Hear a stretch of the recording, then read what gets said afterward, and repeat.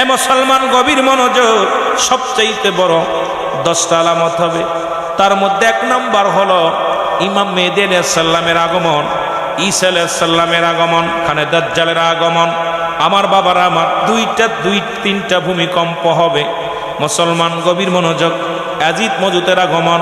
এ মুসলমান শুনে নাও, ইমাম মেহেদী আলাইহিস সালাম আগমন করবেন। সবচেয়ে অনেক বড় বড় গুলো হয়ে গেছে, এর মধ্যে পিরাইটা হয়ে গেছে আমাদের মধ্যে। ইমাম মেহেদী আর অনেক পীর সাহেবরা কোন ইমাম মেহেদী বলে দাবি করে। ইমাম মেহেদী আলাইহিস সালাম মুসলমান, তার নাম থাকবে মুহাম্মদ, বাবার নাম থাকবে, মুসলমান শুনে নাও, আমার বাবার নাম থাকবে, রাসূলের বাবার নাম জান আব্দুল্লাহ, মার নাম থাকবে আমেনা, বংশ থাকবে মুসলমান ফাতেমার বংশধর। মক্কা মদিনার জমিনে এত পরিমাণ পাপ হবে। একটু ইমাম কিয়ামতের আলামত শোনার আগে একটু আমাদের ইমাম মেহেদী সম্পর্কে আলোচনাটা বোঝার দরকার। এখন আমার দেশে অনেক মুসলমান প্রায় 11 জন ইমাম মেহেদী। বাংলাদেশের কোন ব্যক্তি ইমাম মেহেদী বলে দাবি করে বাংলাদেশে, তার জুতাতে পিটাইবেন নাকি হবে আপনার। কারণ বাংলার জমিনে ইমাম মেহেদী আইতো না, বাংলার জমিনে কোন ইমাম মেহেদী আইব না। কোন পীর সাহেব যদি ইমাম মেহেদী বলে দাবি করি না, ভণ্ড ভণ্ড ভণ্ড, জোরে জোরে চিল্লায় বলেন ঠিক কি না? ইমাম রাসূল বলছি ইমাম মেহেদীর পরিচয় দিতে যে বলছি ইমাম মেহেদীর কেমন চেহারা হবে। ইমাম মেহেদী মক্কার জমিন থেকে মদিনায় হিজরত করবে।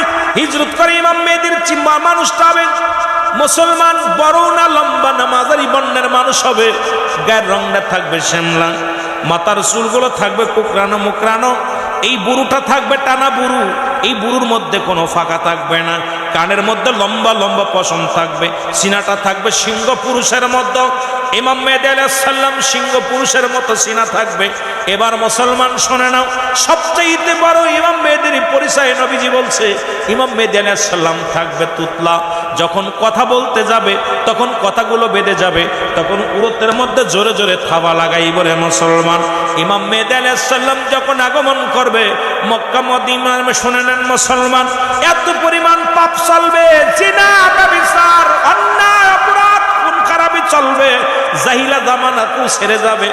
ইমাম মেহেদী আলাইহিস সালাম মক্কা থেকে মদিনা থেকে হিজরত করবেন, তখন মুসলমান শুনে নাও বয়স থাকবে 40। কত বছর?